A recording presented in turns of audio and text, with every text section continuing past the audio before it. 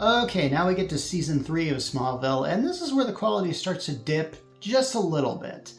But it starts out with Clark, who's in some self-imposed exile in Metropolis, and since he has that red ring, he's just doing all kinds of evil stuff, but not too evil. But he's robbing ATMs to finance his cool apartment and buy cars and stuff. And he even gets involved with a crime boss named Morgan Edge, played by Rutger Hauer, for a few episodes. In the meantime, everybody at home, Jonathan, Martha, Pete, Lana, they're all worried about Clark, Chloe too. Jonathan goes to the caves, the Kawachi caves that we mentioned before, talks with Jor-El because, I guess there's kind of a communication there. Don't ask me how. Well, I think he has the octagonal disc and he puts it in the wall there. I think that's how that works. Jor-El gives Jonathan temporary superpowers. Yeah, that's a thing you can do, I guess. And so Jonathan, Clark slug it out, and Jonathan manages to break that ring off of Clark's hand, which, makes him good again. So Clark goes back to Smallville. Oh yeah, and Lex also goes back to Smallville, because apparently that plane crashed on that desert island, and he survived because he managed to talk with some guy who was trapped on the island. Turned out that guy didn't exist. He was just an imaginary friend. Felt a little castaway-ish, but dude, if I were to write a list of things that Smallville has ripped off, it would be a long list, and this isn't that video, okay? I'm sure somebody else has done a video like that. Oh, by the way, that whole thing, Helen Bryce, remember Lex had married her? She actually betrayed Lex. Considering how well this character was developed, to have this lady kind of playing a long con feels really disappointing. I kind of felt like there was some really good potential for this character. And the last time we saw her, she either jumped out of a plane or parachuted out of the plane, and I wonder if there was ever any plan to bring her back. That actually would have been very interesting. But television is, you bring up story ideas for later, and sometimes they just don't pan out. Okay, so it doesn't take long to come back to Smallville, go back to school, do the usual Smallville stuff, and to deal with, freaks of the week, because, Clark just had a little summer vacation in Metropolis. And I think that there are a few occasional freaks of the week, like there was this one guy called the Crypto Killer who's killing all these meteorite-infected people with meteorite bullets. Take that, freak of the week. Something like that. And every once in a while on Smallville, they'd have something turn up that from Superman lore. Like, for example, Perry White showed up, and he was portrayed by Michael McKean, who you might recognize as Chuck McGill from Better Call Saul, or you might know him from Lenny as from Laverne and Shirley, depending what generation you are. I know both.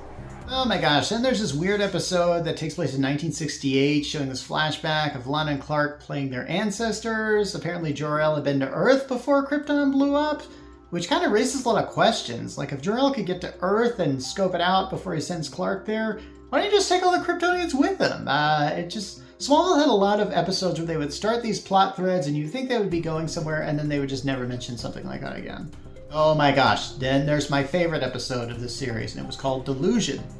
And in this episode, Clark and Chloe are at a magic show, but Clark realizes that the magician's tricks are somehow real. And the magician is using kryptonite power to cast his illusions. After the credits, Clark starts acting really strange after that, and Pete begins to wonder if Clark is actually Clark. It looks like him, but doesn't act like him. So he goes to the Kents, and what happens is this magician is actually using his illusion casting powers to make himself look like Clark, to imitate his appearance. So that basically the magician realizes that if anyone learns my tricks, I can get rid of them by killing them, and then essentially impersonating them for a few days, and then and displaying suicidal behavior so that when it gets investigated, it just looks like another suicide. So, eventually Pete and the Kents figure out where Clark is, and they rescue him, and then Clark stops the bad guy. Oh, what's that? Some of you are saying hey, I watched all of Smallville. I don't remember that episode. And hey, how come you didn't have any stills or any video footage from that episode? Well, it exists because I wrote it. Yeah, I wrote it, and I tried to find his agent to sell it, and it didn't work. The agent wasn't able to do it. Still here. Sent it to myself under the poor man's copyright. if you ever want to hear more, and if you ever want to see the full script of this, let me know. Leave a comment. So yeah, during season 3, there was this big story arc that had a lot of Morgan Edge, a character that was plucked from the comics, I believe. There's this one episode that ends with Clark getting hit by a car, which is one of the most awesome effects as the camera kind of pans around it. And even more awesome, Lex sees this happens and knows his secret, confirms all his theories, and yeah, he kind of forgets about it by the next episode. You see, Lex gets committed to the asylum by his father because Lionel's a jerk. And Clark visits him, and this is kind of cool, because in this asylum, there's actually 3 Freaks of the Week that make a reappearance. You know, there's the Crypto Killer, and then there was that guy who took his powers once, and Jonathan Taylor Thomas. Yeah, I forgot to tell you, Jonathan Taylor Thomas was on an episode where he, like, duplicated himself. You know, from Home Improvement? Anyway, I really like this episode because I've always liked the superhero convention in which the superhero gains enemies and then the enemies get together and say, hey, I'll bet together we could take out the hero. This was always kind of something that I felt like really should have happened more often, where the Freaks of the Week would have come back for revenge, because a lot of them learned about Clark's secret. They never really told anybody. Oh, and then there's romance. Yes, Lana, who got messed up somehow, I forget. She meets a guy in physical therapy named Adam Knight, and he's played by Ian Somerhalder. I forget how to pronounce that name. I'm mispronouncing it. He didn't last long. A little shorter than he did on Lost. Oh yeah, and then there's this really interesting episode where Clark meets a girl named Alicia who has teleporting powers. And she's just a Freak of the Week that doesn't use her powers right away to do bad things. She's just trying to get by. But they are in a situation where they learn each other's secrets, and then Clark is going to have a relationship with somebody who's, he understands what he's going through. Unfortunately, she does kind of turn out to be Freak of the Week and gets kind of all stalkery on Clark, and yeah, Clark has to stop her. Too bad. That was actually kind of interesting. She does show up later, but I'll get to that. Okay, so the finale of season 3 is odd because this one lady named Kara shows up, completely naked, by the way. And I think that we as the audience are supposed to think that this is Kara Zor-El, otherwise known as Supergirl from the comics, the Superman lore. Because she claims to be Kryptonian and she wants Clark to come with them to the Kawatche Caves. But she's getting too friendly if this is supposed to be Superman's cousin. So that was, I think, my first indicator. It's like, whoa, did someone not do their research here? Anyway, so Jonathan doesn't trust Kara and has Chloe figure out that she's, a missing person. Just some gal who got lost along the way that Jor-El picked up and is kind of using her like a puppet. And what's weird is this Kara gal. She's played by Adrian Palicki, and I know I'm probably mispronouncing this, but she's quite a history with DC failed pilots, as she appeared as Wonder Woman in a failed DC pilot, and then in Aquaman, which was supposed to be a backdoor spin-off pilot for Smallville, she was in that. Boy, it just didn't really work out for you, did you? She did end up on the Orville, which is a good show if you aren't watching it. Anyway, the season ends with Clark essentially being taken by Jor-El, and Chloe and her father possibly being killed. And Lex also, I think you see him drink something and he gets killed, and Lana goes to Paris. And Lionel Luthor, I forgot to mention him throughout the season, he got arrested at some point in time because of all the crimes that he was doing. And so he was kind of facing trial for that. Jeez, this actually is parallel to Donald Trump, isn't it? I didn't even realize that till now. And as for Pete, Pete does not return for season 4. There were times where these bad guys were trying to kidnap Pete and make him reveal what he knew about Clark. Pete didn't reveal Clark's secrets, so I thought that was kind of cool, and I would have liked to see him hang around, and I don't really remember the reason they gave for why he was leaving, but so much more could have been done with this character. Kind of dropped the ball there. But there was a lot going on the show, so I understand why they really couldn't balance everything. Okay, so while season 3 was going on, I had some stuff going on in my life. I had self-published my first book, and I wanted to get involved in screenwriting, hence why I wrote that episode of Smallville. I also wrote a screenplay for a TV series that never, also my agent couldn't sell, called The Labyrinth House, which became a novel that I did sell later to a different publisher.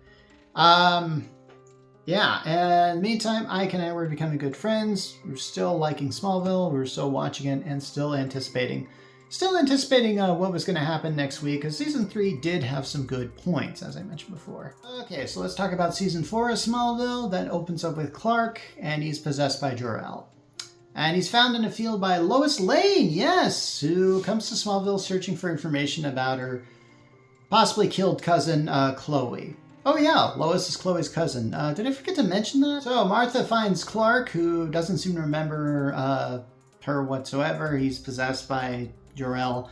And that's where we meet Dr. Bridget Crosby, an assistant of Virgil Swan, the guy Christopher Reeve played.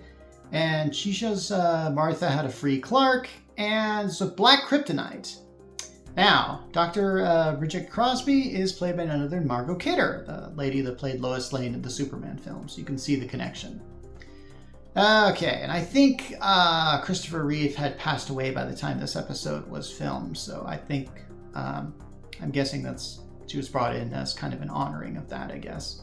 Okay, so it's in the season premiere that Clark flies, but only because Jor-El kind of empowers him to do that, and yeah, he doesn't know how to do that after that.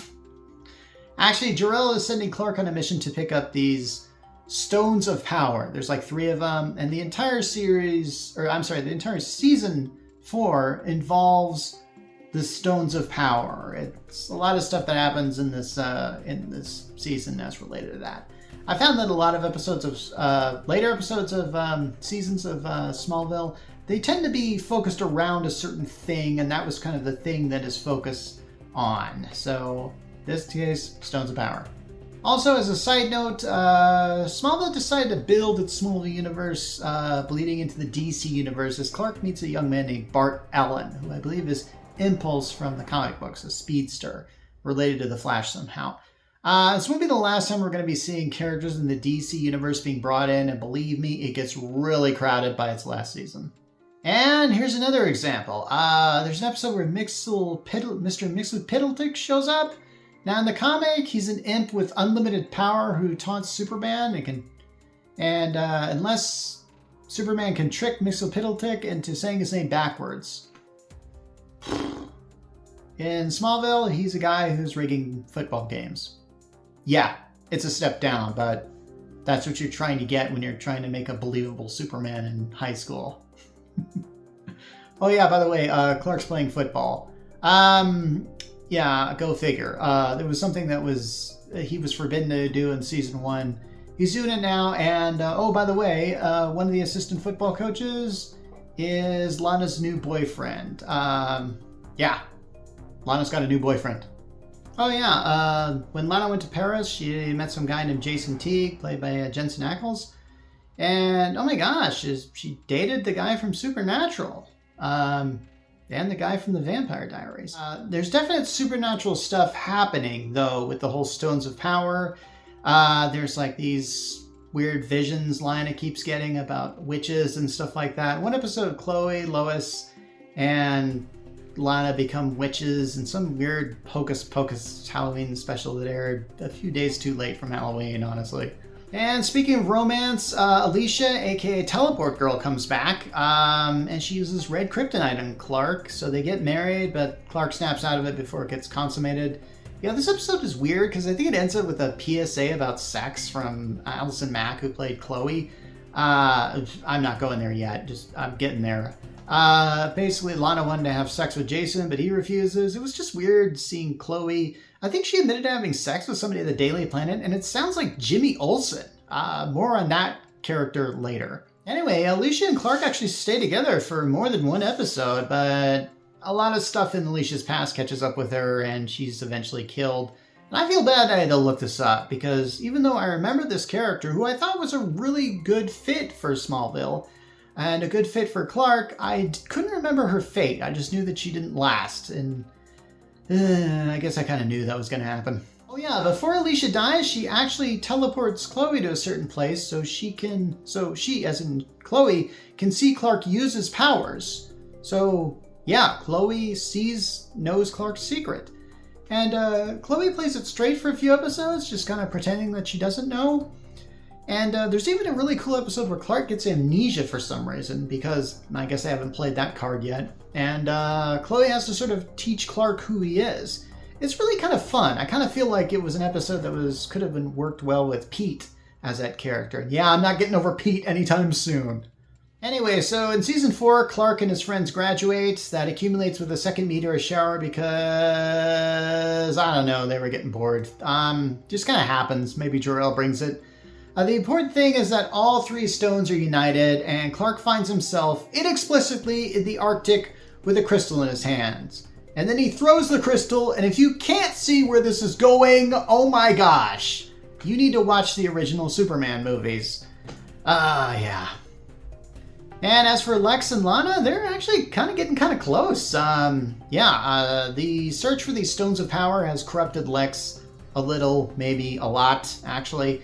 And Lana's boyfriend, Jason, a lot. And Jason actually gets killed in this thing because he kidnaps the Kent, and then a meteorite hits the Kent's house, so that gets destroyed. Okay, so fun stuff that was happening in my life at the time is I had decided there was a time I was working a job. I quit my day job to become a full-time writer. And it was kind of one of my first things I did is I took a job where I had to go to Florida. I remember flipping through channels and I found a Smallville episode. It was that one where Clark plays football. And I thought, yeah, this kind of feels right. At that time, Ike and I started to hang out quite a bit, like every week at night, because I had, both of my kids now. And I needed help. I liked having the help taken care of when I was alone in the house. And so we'd often watch a movie, play video games, or watch Smallville. Yeah, Ike and I hung out a lot. It was a lot of fun. Okay, so season 5 begins with the creation of the Fortress of Solitude, in case you haven't figured that out yet. It's a pretty impressive special effect how it forms there, I gotta admit. I thought it's still pretty awesome. Turns out that Chloe was transported to the Arctic with Clark, and Clark makes a promise to Jor-El to come back to the fortress to begin his training as soon as he gets Chloe out of freezing cold temperatures. Okay, so it turns out that meteorite shower might have been brought by a certain ship that came by. Yeah, and in the ship there were 2 guys known as the Disciples of Zod who are just as powerful as Clark, but Clark stops them, and before they banish him into this portal that Clark manages to push both of them into the portal. The portal leads. It rhymes with "de-random phone." So anyway, Clark didn't return to Jor-El because he was busy, dealing with that thing, so his powers were taken away. So Clark has to rebuild his house after the meteor shower, and has sex with Lana because I guess he couldn't when he was super. Don't think about it too much.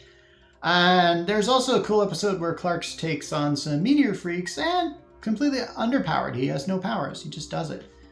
Well, of course, Clark has got to get his powers back, doesn't he? And this happens when a hacker tries to launch a missile into Smallville to kill the freaks of Smallville. So Clark has to stop him, and then this guy shoots Clark.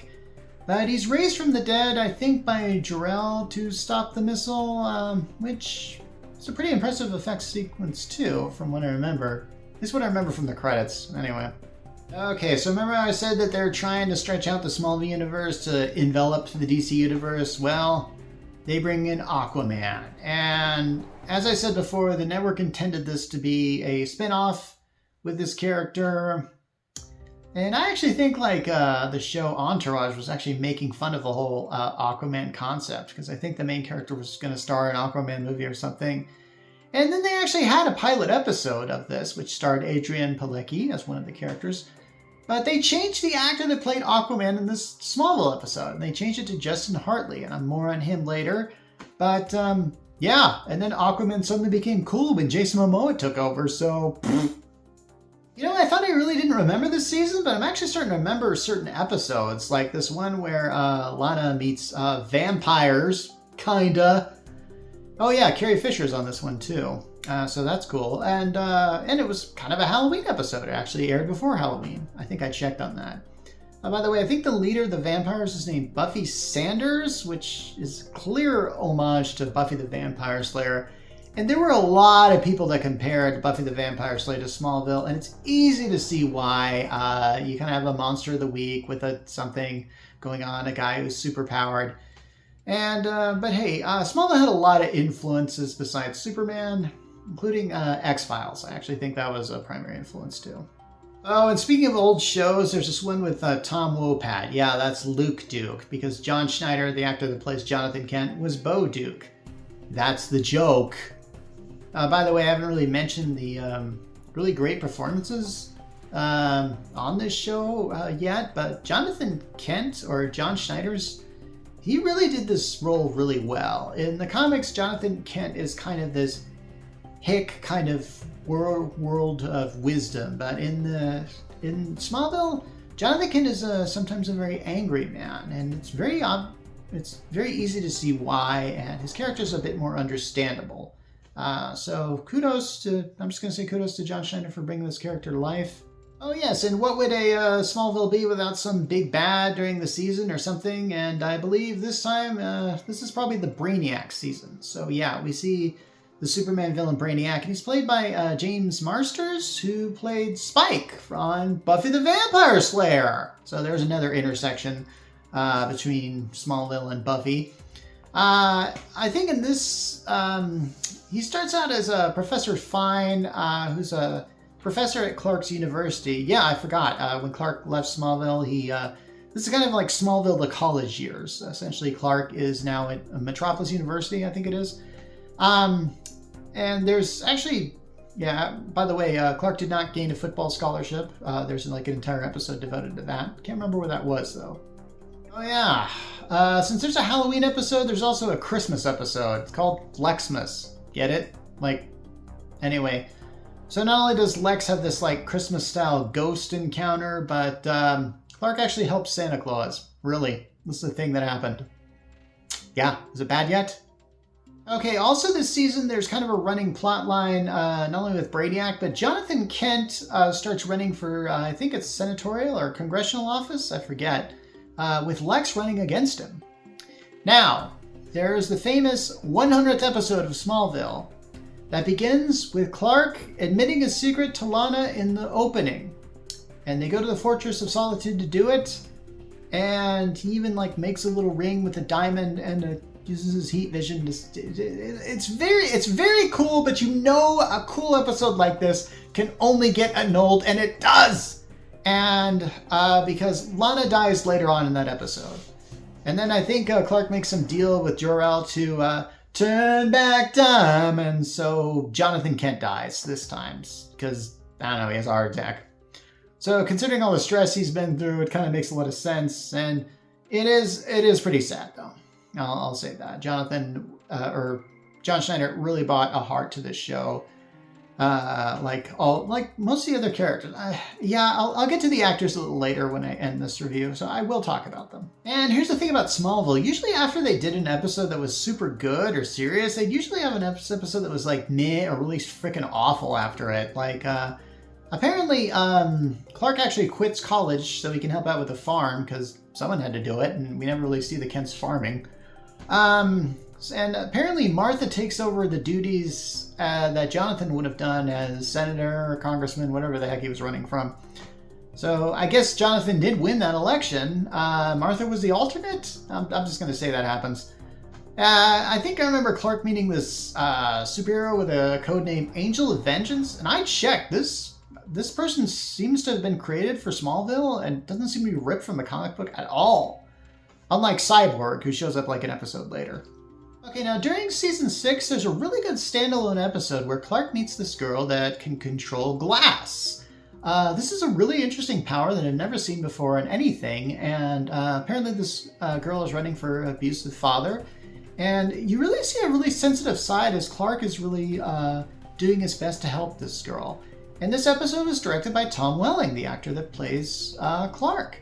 It's a really good quality on this episode. It reminds me of earlier seasons, but I'd like to highlight it because of that. And then there's this episode where Lionel and Martha get kidnapped by a guy who reminds me of Jigsaw, exactly from the Saw films. Not the first time Smallville has ripped off a popular film to do an episode. I wish shows would not do this. Anyway, Clark's secret does get revealed finally, publicly, to Lionel in front of Lionel's eyes, which are working now. But it's pretty clear Lionel knew already, and it's very sketchy when Lionel knew this. And I did a search online, like when he could have possibly known this, and there's all kinds of places where he could have. He could have learned it early as season 1, maybe, possibly in season 2 when he was pretending he was blind or something like that. Who knows? Anyway, this leads up to the season finale where Brainiac is trying to unleash the presence of Zod on the Earth, because, yeah, you might as well get another Superman villain in there. And Zod possesses Lex, because who else would he possess? And Clark gets zapped into the Phantom Zone, which rhymes with the random phone, in case you didn't get that thing I was saying earlier. Okay, so when season 5 was going on, I was really struggling to make it as a writer. It took about a year before I finally was able to at least make ends meet every month. And this was a tricky time for me. And I remember watching Smallville just to kind of cheer me up. I remember going to conference and catching the certain episode of it that just kind of, there's something about watching Smallville that just cheered me up. And I remember actually calling Ike and saying, like, yeah, I just saw this really cool episode of Smallville and describing it to him. I don't know why I remember that, but I do.